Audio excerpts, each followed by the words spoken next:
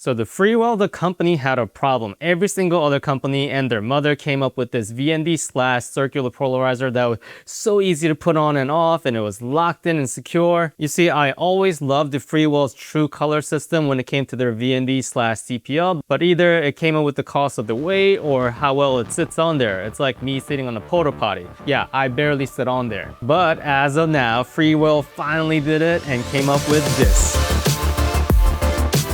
Hey, how's it going, guys? Happy post-summer break. If you're a parent, congratulations, we have survived. All right, as a disclaimer, Freewell did send this filter to me about 3 weeks ago. However, this is not a sponsor video. In fact, I'm gonna try to nitpick at this a little bit to help them improve. So aside from doing a bunch of tests for this YouTube video, I did use this filter at a 10-hour, well, technically it was an engagement party, but the fact that I had to skip lunch and I had to hold my full bladder for like 3 hours, yeah, it was basically a wedding. So some of you guys already know that I officially second shoot for Embu Films. Now, I say this every single time on my YouTube video like a mantra, but I had to give where the credit is due. So a lot of the sample footage you're gonna see in this video is gonna be from that event. Now, if you feel like I haven't shown you enough sample footage, there are gonna be several more towards the end of the video, so check that out. So in this video, I'm gonna go over the pros, but also the cons, as in limitation you should be aware of when it comes to this filter. And I'm gonna go over the details, how this filter locks into place, because that is very new and very unique. Now, we all know that CPL filter helps you shoot through a window in case there's too much reflection, but it does a little bit more than that. When you're shooting outdoors in a very sunny day, especially when it's hazy, CPL filter can really bring out the contrast in the shot. So if you ever shot a photo or video on a very sunny day and feel like, man, I wish there was a little bit more contrast, this will help with that. So if you already don't have a CPL slash VND, the ability to manipulate the actual CPL part plus the VND, yeah, this is huge. So it doesn't have to be this one, because I'm gonna go over why this filter exactly isn't for everyone. So you'll have to decide if this particular filter is right for your needs. So let's go over the pros of this filter first. All right, so the first pro is gonna be the weight of this filter system. Now, you really have to hold it to feel this, guys. Okay, let me just weigh it to show you. I have a little foo scale here. All right, so this is the complete system. This is CPL slash VND, and it weighs literally 40 grams. You know what weighs a little bit more than 40 grams? This isn't part of this filter system. This is like a backing of another filter. It's made out of rubber. This is technically basically like a lens cap.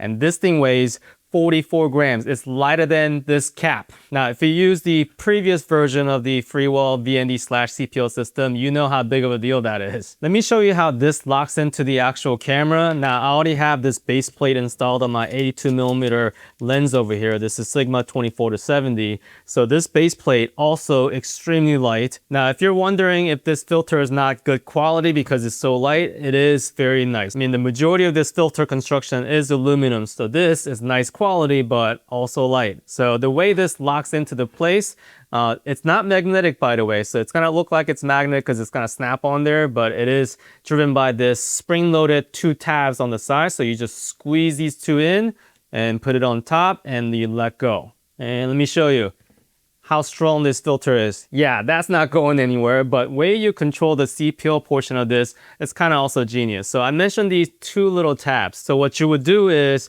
just slightly squeeze the tab, not all the way because that's gonna take off the filter. So just a little bit, and then spin the whole entire filter, and that's how you control the CPL to shoot through a window. So that mechanism, there's a little bit of friction to it depending on how well you squeeze the 2 tabs, but it works really well through a window reflection, as you can see. So that's how you control the CPL portion. If you want to control the ND portion, there's a little bit of tab right here. So the front portion spins. It's actually really nicely dampened. Not too easy to spin, but there's a little bit of resistance to it. So by default, you have ND3 all the way up to ND7 here. And yes, it is hard stop. You probably already saw this, but there's also ND8 all the way up to ND10 plus. And I'm going to talk about this in a second. So the next pro is going to be that this filter is super versatile with the asterisk. So yeah, there is a little bit of limitation. I'm going to talk about that a little bit later on the con section, but this is how you get to ND8 all the way through 10 plus. So they supply, depending on the package you get. This is a ND32, also very, very strong constructed, didn't break, but it comes with 2 little tabs also, and also super light. And this ND32 just snaps right on to this filter. And as you guessed it, yeah, that's also not coming off. And that's how Freewell was able to get that ND8 all the way to 10 plus. But wait, there's more. So depending on also what kind of package you get. So this is a glow mist quarter strength. So I'm also able to just squeeze this in, put this on top. Now you got ND32 and glow mist on top of it. Yeah. Versatile. So let's talk about the color and the X pattern and the vignetting, which is really crucial to budget filters like this. So I took a bunch of pictures in a very controlled environment, and as Freewell always stands behind their true color, it is very accurate in color and there's no X pattern even at the end of the spectrum. But even out in the real life experience when I was shooting with it, I didn't really have to worry about the X pattern even when I was at the extreme side of the VND section. And I love that it doesn't really mess with the skin tones because the color is accurate all the way through. Now, I should mention that when you put the ND32 to get that higher side of the VND, it does become a little bit warm. But again, the pros being that even when you're at ND8 all the way through 10 plus, it's gonna stay consistent. Now, some of you guys have pretty sharp eyes and you're gonna talk about this vignetting that's going on here. So let's talk about the cons as a limitation you should be aware of with these filters. Now, these sample shots were purposely shot at 24mm for this reason. Now, 24mm on the Sigma 24-70 DG, DN, it does have a slight vignetting already, but it does pronounce a little bit more when you put the ND32 on top of it because technically the filter system, it is getting thicker at the edge. And that's gonna be very common among any stackable filters. I mean, I'm stacking like 2-3 filters at a time. So you do have to be aware of that, especially when you go towards the wider side of things. But I can tell you, starting around 40mm, that's when you don't see any vignetting towards the corner, especially when you're trying to utilize that ND8 plus. But most of the time, I'm staying below ND8, so I'm okay with this. All right, so the next con is the fact that this VND system starts at ND3. So I am primarily a wedding videographer, meaning I go from indoors to outdoors, back to indoors and outdoors a lot. And this is especially true for reception. Sometimes I just need that ND 1.5 and ND 2 at max. And I should also tell you the sample shot you're seeing, yeah, these are shot at 35mm f 1.2 or 1.3 because I'm using that Viltrox 35 1.2. So yeah, even wide open, ND3 was way too much. So I had to take this off and put the mist filter only. Now here comes the next con of these filter system. So the way they designed this locking system, this VND/CPL is serving as a base plate for this mist filter. Basically what that limits is that I cannot put this VND/CPL on top of the mist filter. Meaning if I have the mist filter on the actual lens, indoor mode, and I go outside real quick, I cannot put this VND/CPL on top of this. Yeah, you can try all day. It will not fit. You have to take the mist filter and then put the VND/CPL and then the mist filter on top of it. And the way they designed this, this is one part that's a little bit confusing, but once you get it, you get it. There are these two white lines on the VND/CPL system. And then if you look at it, there's also a white line here. So you have to line that white line with this and approximately, it doesn't have to be exact. So approximately there, and then it's secure. So if you miss it too much, and it will actually stay there. So like right there,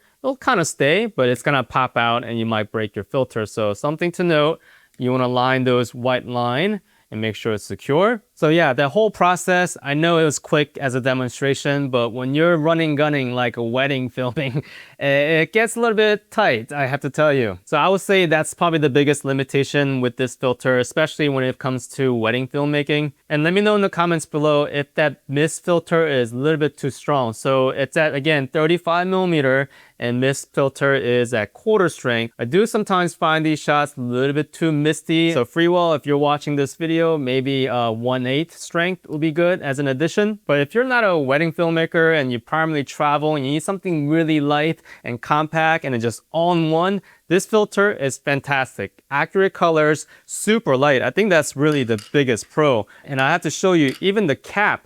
This cap weighs almost nothing also. So with the cap on, yeah, this whole filter system still weighs about the same as this rubber back cap. And there's some innovations too. They do have this little NFC marking here. So yeah, I don't know, this is kind of gimmicky, but if you put your phone on here, you can get to their support page, get the manual, so you know how to use this. But if you already watched this video, you should know how to use this anyway. So what I'm probably gonna do is, if you look at the back of this, So this right here is a 1-inch diameter NFC tag. So I'm probably gonna take this out and put my own business card on here, just a thought. But there's other innovations too as well.